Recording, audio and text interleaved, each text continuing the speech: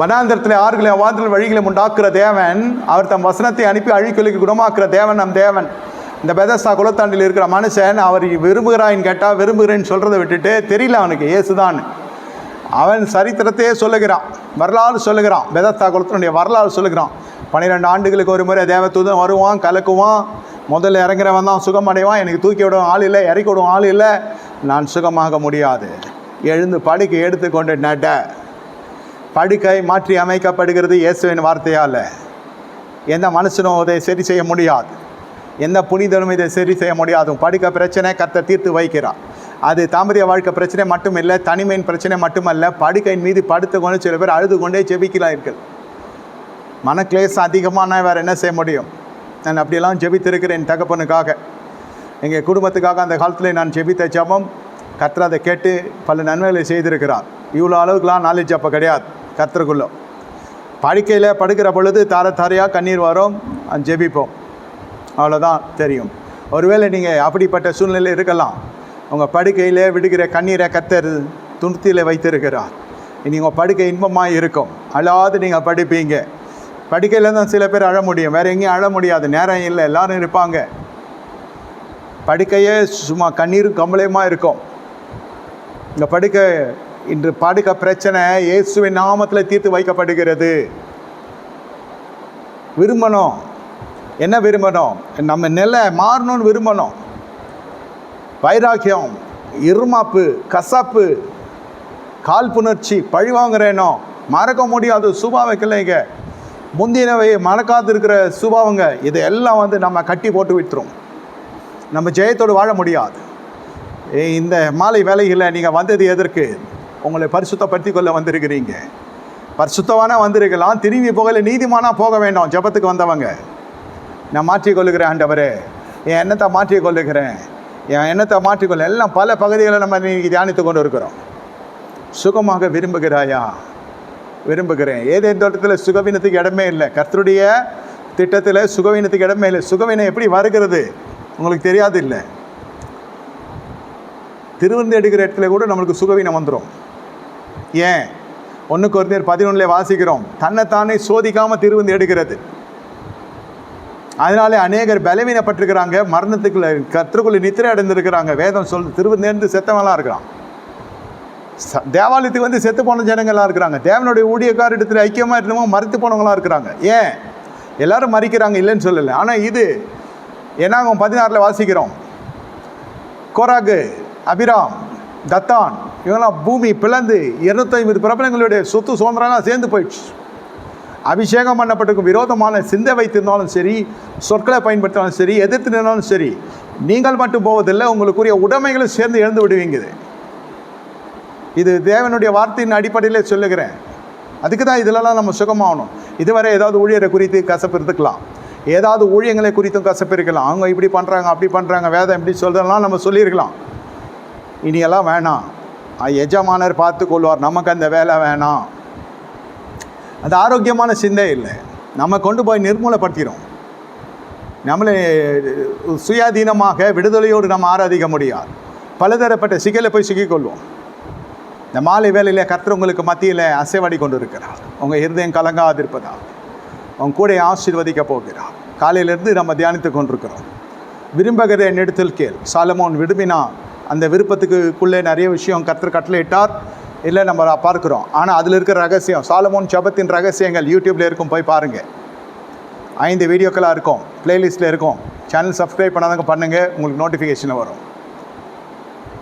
காலையில் சாலமோன் விஷயம் பார்த்தோம். இந்த சாயந்தரத்தில் விரும்பக்கூடியவைகள், விரும்பக்கூடாதவைகள், இதை நம்ம பார்க்கணும். விரும்பி போய் பாவிகளோடு உட்கார்ந்து கொண்டிருக்கிறாங்க, பரியாசக்காரோடு உட்கார்ந்து கொண்டிருக்கிறாங்க, துன்மார்க்க ஆலோசனை நடந்து கொண்டிருப்பாங்க. வேதமும் கையில் இருக்கும், படிக்கலாம், தியானிக்க முடியாது. தியானிக்கிற கிருபை வராது. இந்த 3 கூட்டத்தாரும் சேர்ந்து உங்களை கரைப்படுத்திடுவான். பாவியாக ஒரு மனுஷன் பெரிய நன்மை கெட்டு போடுவான், அதெல்லாம் ஏறாது மண்டையில்.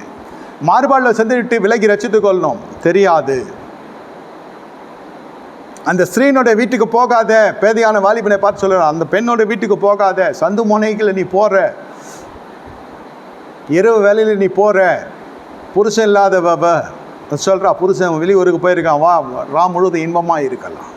போகும்போது பணம் ஒடிப்பை கொண்டு போயிருக்கிறான், நீ வா நம்ம விடிய விடிய இன்பமாக இருக்கலாம். தன் மதுரை வாக்கினா என்னங்க பண்ணுகிறா? அப்படிலாம் ஒன்றும் இல்லை ஐயா, ஃபோனில் யாருக்கிட்ட நீங்கள் பேசிகிட்டு இருக்கிறீங்க, உங்கள் மனசாட்சிக்கு தெரியும். தேவையா உங்களுக்கு இது? மெசேஜ் திருட்டு மெசேஜ் கொடுக்குறது, கல்ல தண்ணி இருக்கும், திருட்டு அப்பவும் ருசியாக இருக்கும். ஆனால் வேதம் அந்த அத்தியாயத்தில் சொல்லப்படுகிறது, அம்பு அவளுடைய ஈரலை, அவனு ஈரலை பிளந்தது. அநேகருடைய உயிரை வேட்டையாடுகிறா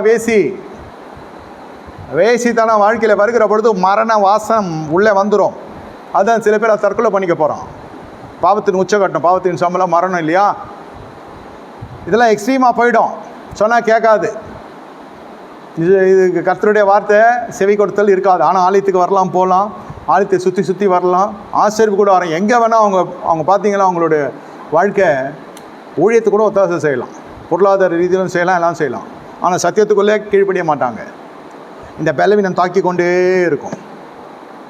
நான் உயிருள்ள வரை சொல்லி கொண்டே இருப்பேன், இது செய்து தவறு தவறு தவறுன்னு. 1000 காரணங்கள் இருக்கும். அவள் சொல்ல, என் புருஷன் சரியில்லை இருந்தால் நான் ஏன் இப்படி போகிறேன், அது அவள் பிரச்சனை. அவன் பஞ்சாதி சரியில்லை அதனால் அவன் மனசு எப்படி இருக்கான், அது அவன் பிரச்சனை. சபை போய் எங்கேயும் கரைப்பற்றக்கூடாது. உங்களை காத்து கொள்ளுங்க. எத்தனை பேர் வராங்கன்றது எனக்கு கணக்கு முக்கியமே இல்லை. தாவீதை போல் நான் தொகை எண்ணுகிறவன் அல்ல, ஆனால் வருகிறத விடுகிறவனும் அல்ல. இது சத்தியத்தில் ஸ்திரப்படணும், வருகைக்கு ஆயத்தமாக இருக்கணும். அதுக்கு தான் இந்த கூடுகை. நம்ம வந்து ஒரு அற்புதத்தை பெருக்கிறது சாட்சி நல்லது தான், ஆனால் அது வருகைக்கு உன்னை ஆயத்தப்படுத்துக்கிறதா இருக்கணும். திருமணம் நமக்கு துணையை தருகிறது, திருமணம் நமக்கு குடும்பத்தை உண்டாக்குறது, திருமணம் நமக்கு பலகி பெருக்க செய்கிறது, திருமணம் தனிமையை முறிக்கிறது, அது வேதம் வரவேற்கிறது. இந்த கண்ணோட்டத்தில் தான் திருமணம் இருக்கணுமே தவிர வேறு எந்த மாதிரியான இடங்களை வச்சுக்காதீங்க. அது பெரிய சஞ்சலத்தில் கொண்டு போய் விட்டுரும். இருக்கிற சமாதானம் சந்தோஷம் எல்லாமே சுக்குநூறாக போய் நீங்கள் சாமியில் போய் உட்காந்துருவீங்க. தனிமை உங்களுக்கு நிரந்தர தனிமை வந்துவிடும். ஆபிரகாமுக்கும் ஆகாருக்கும் இணைக்கப்பட்ட அந்த திருமணம் முறிக்கப்பட்டுடுச்சு. கர்த்தரை அனுப்பிவிடுகிறார். அதான் திருமணத்துக்கு பிறகு ஒழுங்காக வாழணும், திருமணத்துக்கு முன்பு நல்லா வாழணும், இல்லைன்னு சொல்ல. ஆனால் ஒரு சான்ஸ் கர்த்தர் தரார். திருமணம் பண்ணி பார்க்கிறார். உங்களை நம்பி ஒரு துணை வருது, அல்லது ஒரு துணை உங்களுக்கு ஒப்புவிக்கப்படுது, இல்லை நீங்கள் ஒரு துணையாக இருக்கிறீங்க. ஒருவருக்கு ஒரு துணையாக இருக்கிறோம். அந்த நேரத்தில் பரிகாசம் இருக்கா? அந்த நேரத்தில் பரிகாசம் இருக்கா? அந்த நேரத்தில் தாழ்மை இருக்கா? அந்த நேரத்தில் உண்மையான அன்பு இருக்கா? நான் அன்பாக தான் இருக்கேன் என் புருஷங்கிட்ட. இல்லை, அன்பு சகலத்தையும் தாங்கும், சகலத்தையும் நம்பும், விசுவாசிக்கும், இருமாப்பா இராது. ஈகோ பிரச்சனை, டக்குன்னு கோவம் வந்துடும். ஏன் கோவம் வந்துடுது? டக்குன்னு பேசிடுவான். ஆனாவது பேசுவான், பெண்ணாவது பேசி டக்குன்னு அதை சூடாக்கி விட்ருவாங்க. எந்த டாபிக் எடுத்தால் என்ன ஆகும்னு தெரியணும் இல்லையா? இத்தனை வருஷம் குடும்பம் நடத்துறதுல தெரியாது. சில பேருக்கு பேதமையாகவே குடும்பம் நடத்துவாங்க. சுவிட்சு போட்டால் லைட் எரியும், சுவிட்சு போட்டால் ஃபேன் போடும், கதவு படிக்கட்டு வழியாக போகணும், இல்லைனா லிஃப்ட் வழியாக போகணும், இப்படி தான் தெரியும். எல்லாம் நிறைவாக இருந்தால் தான் அவங்க வாழ்வாங்க. குறைவில் வாழ தெரியாது சில பேருக்கு. கேட்டால் நாங்கள் அந்த மாதிரி ஃபேமிலியிலேருந்து வரல, இந்த மாதிரி பிச்சைக்கார குடும்பத்தில் ஏன் தெரியாமல் வந்துட்டோன்னுவாங்க. இது ரொம்ப கஷ்டம். இது அந்த மாதிரிலாம் என்ன இருந்தால் மாற்றிக்கங்க. வாழ்விலும் தாழ்விலும் சுகத்திலும் துக்கத்திலும் நான் கூட இருப்பேன்னு சொல்லி தேவ சமூகத்தில் சத்திய பிரமாணம் பண்ணி உடன்படிக்கை செய்து கை கோர்க்கப்பட்ட கல்யாணங்கள் இன்று நீதிமன்றம் வர போகிறது. வழக்கறிஞர்கள், நீதிமதிகள் அவர்கள் முன்னே வந்து கிறிஸ்துவ திருமணங்கள் பரிசீலிக்கப்படுகிறது. வைக்க கேடு. இதுக்கெல்லாம் காரணம் என்ன? விரும்பத்தகாதிகள் உள்ள வந்துடுச்சு, விரும்ப வேண்டியவர்கள் போயிடுச்சு. என்னை சுகப்படுத்தி கொள்ள, என்னை குணப்படுத்தி கொள்ள, என்னை சுத்திகரித்து கொள்ள நான் விரும்புகிறது இல்லை. மாறாக என்ன நடக்கிறது? எதிர்மறையை நான் விரும்புகிறேன். எனக்கு வேணாம் அந்த கல்யாணம். நல்லா படித்து இருக்கிறான், நல்ல செல்வாக்கு இருக்கிறது, சொல்வாக்கு இருக்கிறது, சமுதாய கீர்த்தி இருக்கிறது, இதெல்லாம் வச்சு குடும்பம் நடத்துகிறான்னா, குடும்பம் நடத்துக்கம்மானா இவங்க என்ன செய்கிறாங்க? குடும்பத்தை உடச்சி கொள்கிறாங்க. அவங்க இன்ஃப்ளூயன்ஸை பயன்படுத்தி எவ்வளோ சீக்கிரம் டைவர்ஸ் வாங்க முடியும் வாங்கிடுறாங்க. எங்களுக்கு அவனை தெரியும், இவனை தெரியும், இவனை தெரியும், அவனை தெரியும், எல்லாம் தெரியும், உனக்கு வாழ தெரியாத. இதை வாங்கி மட்டும் என்ன பண்ண போகிற? போய் புதுசாக இன்னொருத்தன் தாலியாக இருக்க போகிறேன். இன்னொரு குடும்பத்தை கலைக்க தான் போவாங்க இவங்க. இன்னொரு கல்யாணமே ஆனால் கூட முதல் திருமணத்தில் ஏற்பட்ட பிழை என்னன்னு தெரியாமலே இன்னொரு திருமணத்துக்கு போகிறவங்க, அந்த திருமணமும் உடஞ்சிச்சுன்னா என்ன பண்ணுவீங்க? இது போல் ஒரு பேயை பார்த்தது இல்லைன்னு தான் இன்னொரு திருமணத்துக்கு போகிறோம். அதுவும் பேயை வந்துச்சுன்னா என்ன பண்ணுறது? யோசிக்கிறோம். அது முன்னமே தேவையாக இருக்கும். கொஞ்சம் நம்ம சரி பண்ணியிருந்தோம்னாக்கா அது அடுத்த செக்ஷன் போனோன்னு தான் ஞாபகம் வரும். அடாடா அது சாதாரண நம்ம விஷயம், அதே நம்ம சரியாக காப்பாற்றிக்கல. இது அதை விட கொடூரமாக இருக்குது. இக்கரைக்கு அக்கறை பச்சை எல்லா பெண்கள் இடத்துல ஒரு பிரச்சனை இருக்கிறது, எல்லா ஆண்கள் இடத்துல ஒரு பிரச்சனை இருக்கிறது. பிரச்சனைகள் இல்லாதவர்கள்லாம் இல்லை. நம்ம மனுஷனோட வாழ்கிறோம், மிஷினோடைய வாழ்கிறோம். கொஞ்சம் நம்ம விட்டு கொடுத்து தாழ்த்தி நம்ம பரிசுத்தத்தை கொலைக்காமல் தேவ சமூகத்தில் நம்ம இணைக்கப்பட்டிருக்கிறோம். இப்படியெல்லாம் நினைத்து வாழ்கிற பொழுது தேவன் அந்த குடும்பத்தில் உலாவி கொண்டு இருப்பார். குறைகள் வரலாம், பற்றாக்குறைகள் வரலாம், ஆனால் நெருக்கம் பெருக்கமாக மாறும்.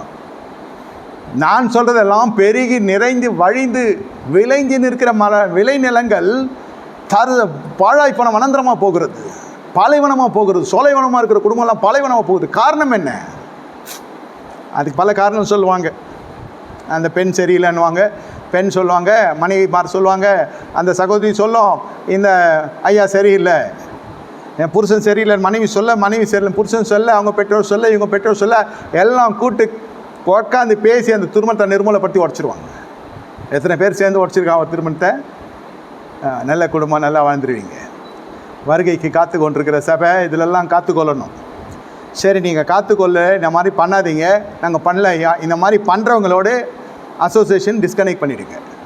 அது செய்ய முடியுமா? செஞ்சிங்கன்னா தப்பிச்சிங்க, இல்லைன்னா உங்கள் வாழ்க்கை கரையாயிடும். கண்களை மூடி கற்று நோக்கி பார்ப்போமா?